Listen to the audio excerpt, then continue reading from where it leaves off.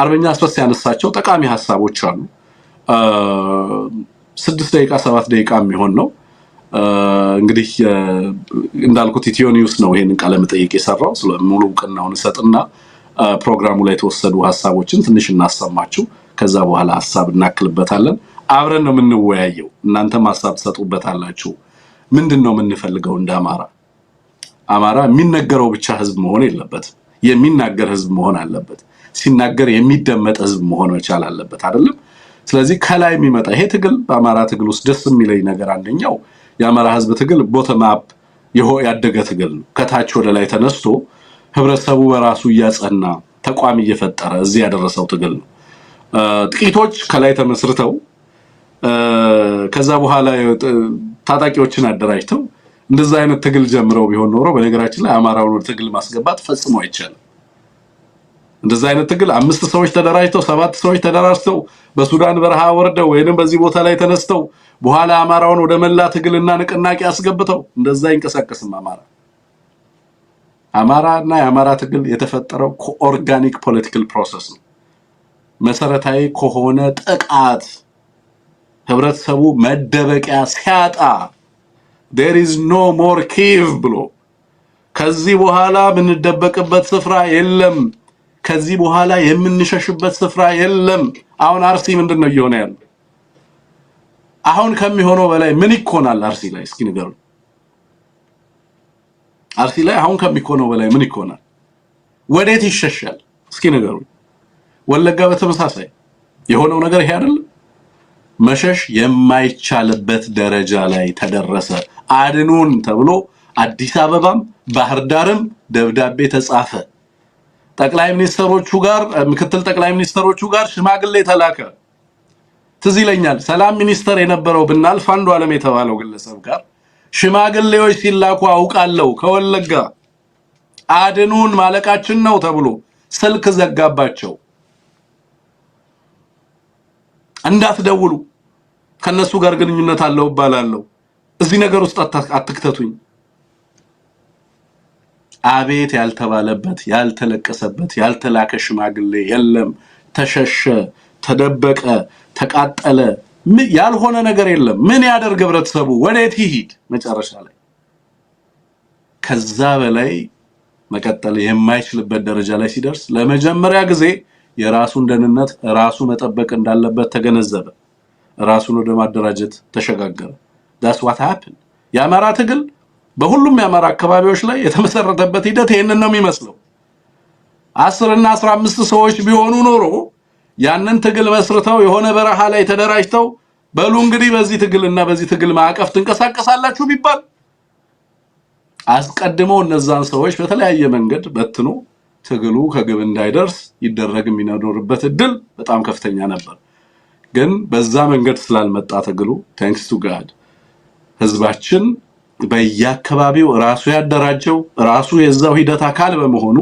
ዛሬ ላይ የሚመጣ ፕሮፓጋንዳም ህዝባችን ላይ የሚወረወር አብዛኛው ድንጋይ ህዝባችን ላይ ሳያርፍ እዛው አየር ላይ እንዲቀር እየተደረገ ያለበት ትልቁ ምክንያት የዚህ ትግል ባለቤትና የሂደቱ ባለቤት ራሱ ያማራው ህዝብ በመሆኑ ነው ለማንኛውም አመራሩ ማድረግ ያለበትን ነገር በበርካታ ጫና ውስጥ ሆኖ ከሌሎች ኢትዮጵያውያን ወንድሞች ጋር በተለይ ደግሞ እንዳልነው ይሄንን ስርዓት ከመታገል ባሻገር በተለይ ኢትዮጵያና በኢትዮጵያ ቀጣይነት ዙሪያ ላይ በኢትዮጵያ ውስጥ ወሳኝ ሚና አላቸው ከሚባሉ የህዝብን ጥያቄ አንግበን እየታገልን ነው ከሚሉ ኃይሎች ጋር መነጋገር አስፈላጊ ነው ያ ንግግር ግን ባንድም በሌላ መንገድ እነዚሁ ትግል ላይ ያሉ አካላት የሚከሰሱባቸው ጉዳዮች ሲሆኑ በተደጋጋሚ እንመለከታለን እሱን በተመለከተ አርበኛ አስረስ ግልጽ ነገር አስቀምጧል እስኪ እንስማው ከዛ በኋላ ያስቀመጣቸው ነገሮች ላይ ደግሞ ውይይት እናድርግ ሐሳብ እንስጥባቸው ከዛ የገባችሁን የመሰላችሁን ነገር ሐሳብ አስተያየቶችም እንደዚሁ አስፍሩልን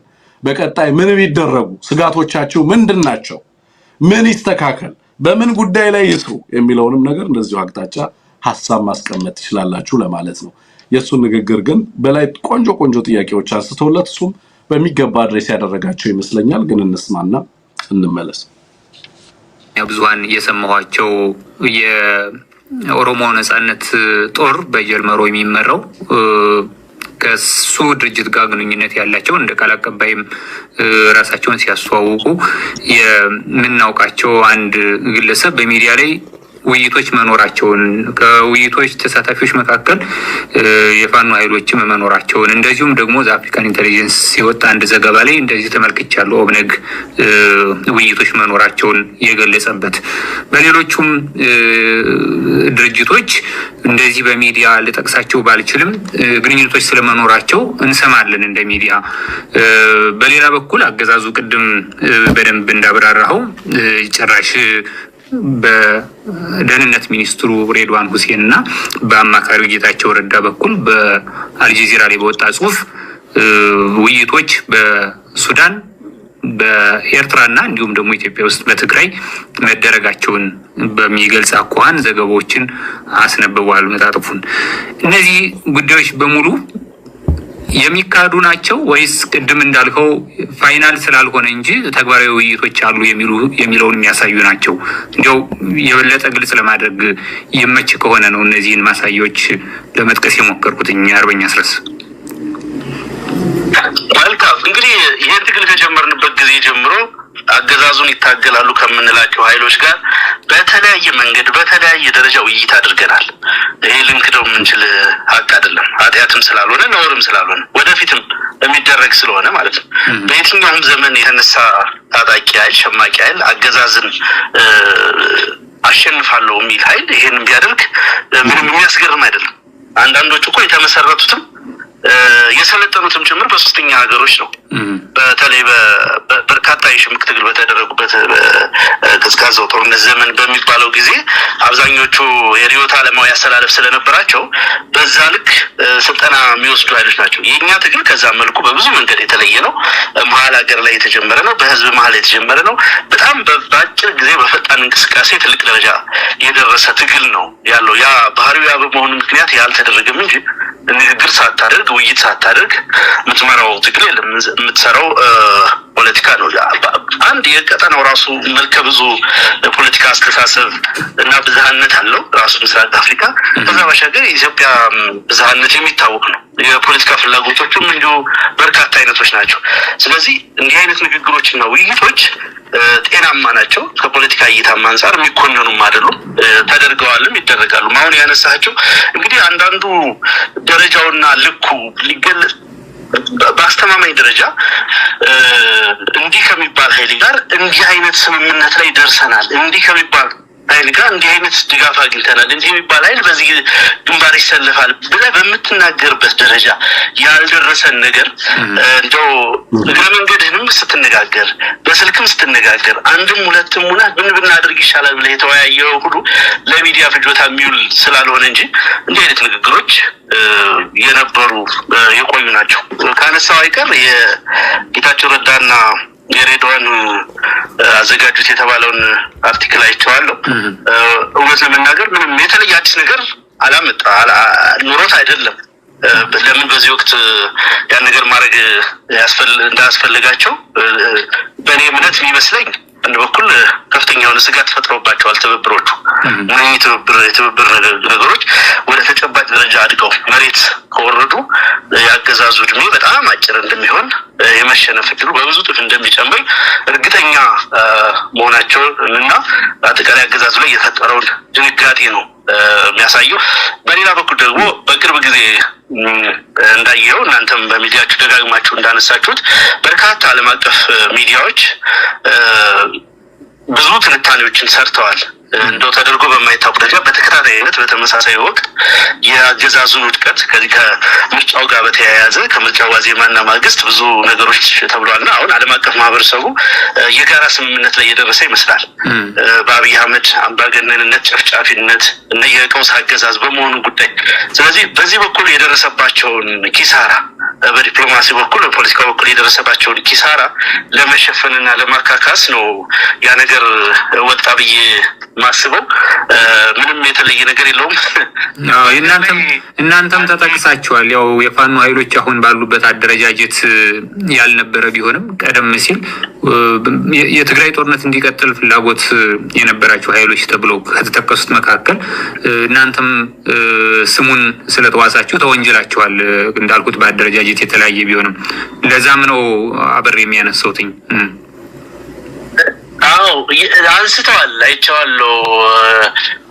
እንግዲህ በእነሱ ጽሁፍና በእነሱ ንግግር ምክንያት የትግራይና አማራ ህዝብ ተለያይቶ እንዲቆይ እንግዲህ ያለቃቸው ምኞቴ ነው። በየተራ ህዝብን ማጥፋት፣ ህዝብን ከህዝብ ማጋጨት ነው። ስለዚህ የፋኖ ኃይሎች በትግራይ የነበረው ጦርነት እንዲቀጥል ይፈልጉ ነበር። ጦርነቱ ሲቆም አኮረፉ የሚል ትርክት ነው ይዞ ለመምጣት የሞከሩት። ይሄ ፍጹም ሐሰተኛ የሆነ ነገር ነው። የፋኖ እንቅስቃሴ ከፕሪቶሪያ ስምምነት ቀደም ብሎ ራሱን ችሎ በመዋቀር ራሱን ችሎ የራሱን ግብና ተልዕኮ አስቀምጦ የተጀመረ እንቅስቃሴ ነው። ዓላማውም የአማራን ህዝብ የህልውና ጥያቄ ማስመለስ ነው። እንግዲህ እንደምታውቀው የፕሪቶሪያ ስምምነት የአማራን ጉዳይ ኦቨርሎክ ያደረገ ነው ብለን ነው የምናምነው። ኮንስቲቱሽኑንም ሪስቶር ያደረገ ወደ ነበረበት የመለሰ ውጤት ስለሆነ ያለው የኢትዮጵያን ሰላም በዘላቂነት ይፈታል የሚል እምነት የለንም በይዘቱ ደረጃ። ነገር ግን ተኩስ በመቆሙና ለጊዜውም ቢሆን የትግራይ ህዝብ እፎይታ በማግኘቱ ደግሞ ውጤት ያለው መሆኑና በዛም ደስተኛ መሆናችንን ገልጸንም እናውቃለን ከዚህ በፊት። አሁንም ያንን ማረጋገጥ እፈልጋለሁ። ዓላማው ምንድነው? በዛ ልክ መግለጽ የተፈለገበት ምክንያት በአንድ በኩል ማመን አይፈልጉም። ፋኖ በራሱ አቅም በዚህ ልክ ታግሎ በዚህ ልክ መመከት ይችላል የሚለው ነገር ስቲል አእምሯቸው ሊቀበልላቸው ያልቻለ ጉዳይ ነው። በሌላ በኩል ደግሞ እንዳልኩ ህዝብ ለህዝብ ለማለየት ልክ የአማራ ህዝብ የትግራይ ህዝብ እንዲጠፋ ይፈልጋል በሚል አይነት መንገድ እንዲቀረጽ ትንታኔው ፈልገው ያነሱት ጉዳይ ነው። በዚህ ልክ ሌላውን ኃይል እነሱ እየኮነኑ ለምሳሌ ከግብጽ ጋር ይሰራል እያሉ ከሌላው ጋር ይሰራል እያሉ እነሱ እኮ ካይሮ ኤምባሲ ያላቸው አብይ አህመድ እኮ ኢትዮጵያን ኤምባሲ ከካይሮ አላነሳም፣ ግን ሲኮንን ትሰማዋለህ። 50 ዓመት እድሜ ባላት ዩናይትድ አረብ ኤምሬትስ በባርነት አገሩን ሸጦ ሙሉ የሚሊታሪ መዋቅሩን ያስረከበ አገዛዝ ነው ለአማራ ህዝብ ነጻነት የወጣውን በይፋኖ ኃይል በባንዳነት በባዳነት በምናምን የሚል የፖለቲካ ቃላት ስም ሊያጠፋ የሚሞክረውና ይሄ ያ አሁን ግልጽ ነው ለአማራው። ኦኬ ዋናነት የአማራ አመራሮች የሚያወሩት ለአማራ ነው። ኦኬ በዚህ ትግል ውስጥ ግንዛቤውን በደንብ እንዲያውቅ ትግሉን በደንብ እንዲገነዘብ ማድረግ የሚገባው አማራውን ነው። በሚዲያ ላይ አንድ ሰው ወጥቶ ሲናገር ውሸቱን አይደለም የሚናገረው፣ ኦዲየንሱ ማህበረሰቡ ነው። ለማህበረሰቡ ትራንስፓረንት መሆን አለበት፣ ግልጽ መሆን አለበት፣ ተጠያቂነታቸውም ለህዝባቸው። ስለዚህ ለህዝብ ግልጽ ማድረግ አለባቸው። ስለዚህ ሲናገሩ ህዝባቸው ሊሰማቸው ይገባል። እንዲህ ብላችሁን አልነበረም ወይ ብሎ ደግሞ ነገ ላይ ካሉት ከተናገሩት ነገር ፈቀቅ ቢሉ እንዲህ ብላችሁን አልነበረም ወይ ብሎ መጠየቅ ያለበትም ማን ነው? ህዝቡ ነው። አሁን በዚህ ጋር የአማራ ህዝብ ትግል አሸናፊ እንዲሆን ይጠበቃል። የአማራን ህዝብ ህልውና ማስቀጠል የምንችለው አሁን የገጠመንን አደጋ መቀልበስ ብቻ ሳይሆን በሀገሪቱ ውስጥ አስተማማኝ ፖለቲካዊና ህጋዊ ምህዳር ሲመሰረት ህዝባችን ዳግም ለጥቃት በማይጋለጥበት ደረጃ በሀገር ውስጥ ከሌሎች ኢትዮጵያውያን ጋር በእኩልነት ሰላሙ ተጠብቆ ደህንነቱ ተጠብቆ የሀገር ባለቤት ሆኖ በህግ ፊት በእኩልነት የሚተዳደርበት ስርዓት በህግ ፊት በእኩልነት የሚወስንበት ሀገር እንዲኖረው ማስቻል ነው ብለናል። ይሄ ትግል ጥይት እየተኮሱ መኖር አይደለም ግቡ። የዚህ ትግል ትልቁ ዓላማ የአማራን ህዝብ ያልተሸራረፈ ፖለቲካዊ መብቶች፣ ህጋዊ መብቶች በኢትዮጵያ ሀገረ መንግስት ጥላ ውስጥ ማረጋገጥ ነው። የአማራን ሰላም ስናጸና የኢትዮጵያ ሰላም ይጸናል። የሌሎች ኢትዮጵያውያን ወንድም ህዝቦች ሰላም ይጸናል። ultimately ፖለቲካ ነው። it's just winning the peace not the war አይደለም። ጦርነቱን አይደለም ማሸነፍ የምንፈልገው፣ ሰላሙን ነው ማሸነፍ የምንፈልገው። ከጦርነቱ በኋላ የሚመጣውን ስርዓት ነው ማሸነፍ የምንፈልገው። ጦርነቱ ቤዚካሊ በጦርነትና በስነ ጦርነት ምርም እንትን ውስጥ እናውራ ከተባለ it's almost a done deal። ጦርነቱን ከሆነ ምን ፈትሸው አሁን አገዛዙና ያገዛዙ ተቋማት ያሉበትን ሁኔታ፣ ወታደሩ ያለበትን ሁኔታ፣ ፈትሸ ብያኔ ላይ ትደርሳለህ። አገዛዙ መደበኛ ሰራዊቱ አልሰራ ብሎት አልቋጥር ብሎት ኢመደበኛ አደረጃጀት ፈጥሮ በሚሊሻ እየተከላከለ ነው ያለው።